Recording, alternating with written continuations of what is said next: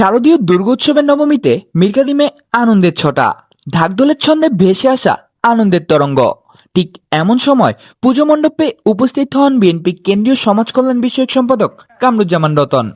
চারদিকে উৎসবের রং দেখে তিনি বলেন, আমরা মানুষ, হিন্দু মুসলিম বলে কোনো ভেদাভেদ নেই, আমরা সবাই বাংলাদেশি, এই পরিচয়ই সবচেয়ে বড়।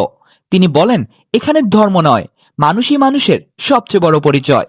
তার কণ্ঠে ভেসে ওঠে সম্প্রীতির সুর।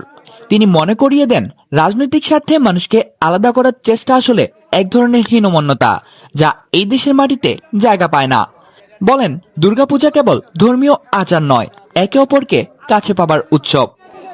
সম্প্রদায়ের ভাইদের ধর্মীয় বিশ্বাসের উপর হিন্দু ভাইরা শারদীয় দুর্গা উৎসব যেটা করেন, এটা হলো, আপনি দেখেন বাংলাদেশে এই যে উৎসবটা আপনি আসছেন, আমরা সবাই মিলে আসছি, এখানে কি মনে হয় ভয় শঙ্কা বা অশ্রদ্ধা অমর্যাদা কোনো কিছু আমরা দেখতে পাই?